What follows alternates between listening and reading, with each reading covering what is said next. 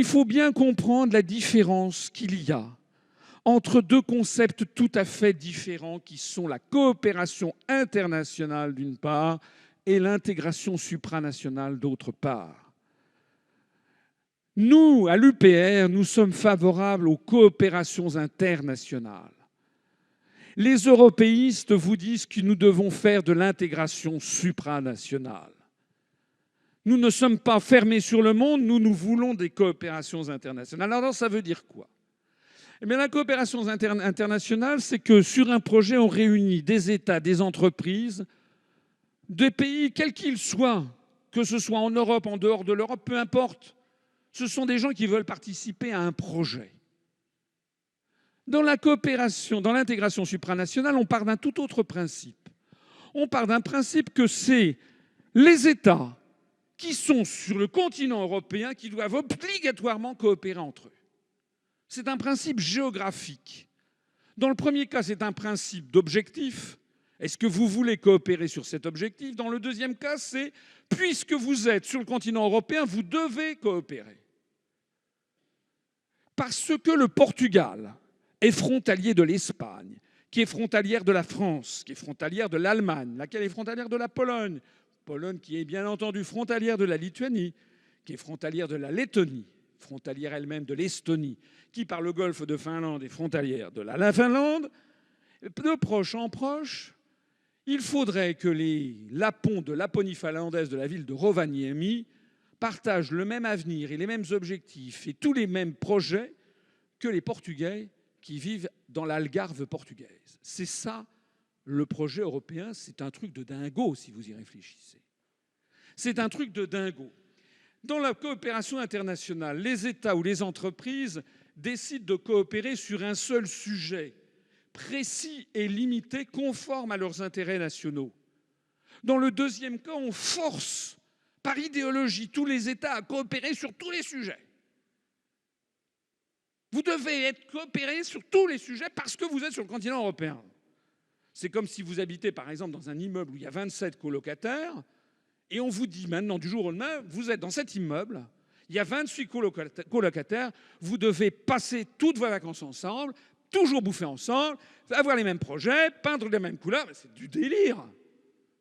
Il se trouve que peut-être vous ne pouvez pas supporter votre voisine du dessus ou votre voisin de palier, mais qu'en revanche, vous avez des amis à l'autre bout de la rue ou à l'autre bout du monde ou de la famille. On ne postule pas des liens d'amitié ou de coopération parce que vous êtes dans un même immeuble. Ça n'a aucun sens. C'est pourtant ça le projet européen. C'est une idée de dingue. Si vous y réfléchissez à fond, c'est une idée de dingue. Et une idée de dingue, ça donne évidemment des résultats de dingue. Parce que dans la coopération internationale, tous les gens se regroupent pour former un même projet. Ils ont donc tous intérêt à ce que ça marche. Tous les entreprises et tous les États qui fabriquent Airbus, ils ont intérêt à ce que l'avion vole.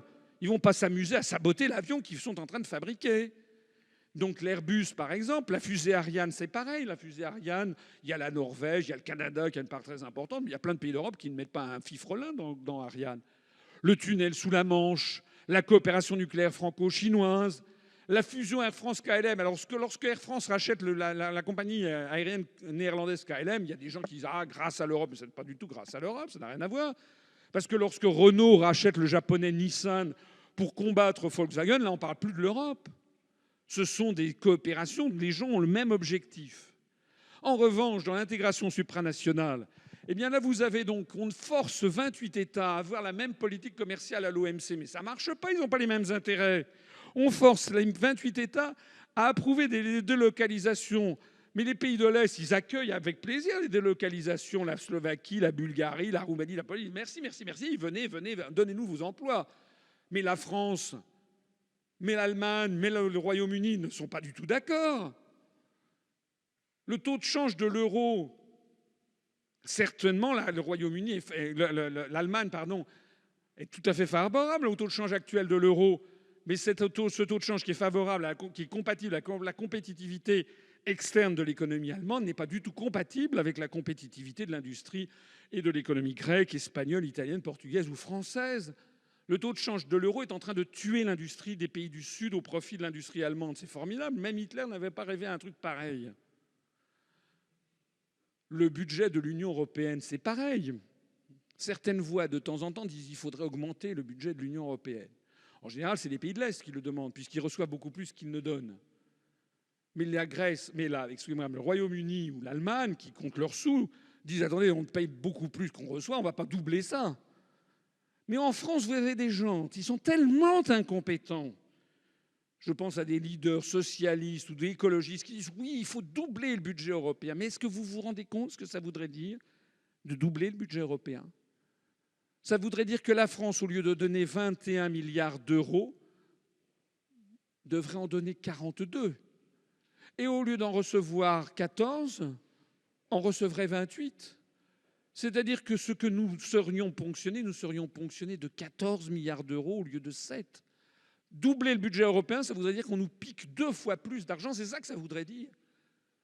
Est-ce que vous vous rendez compte qu'il y a des responsables politiques français d'une telle inconscience, d'une telle incompétence, qu'ils disent aux Français que pour sortir du marasme, il faudrait doubler le budget européen, c'est-à-dire en fait nous ponctionner encore 2 fois plus d'argent?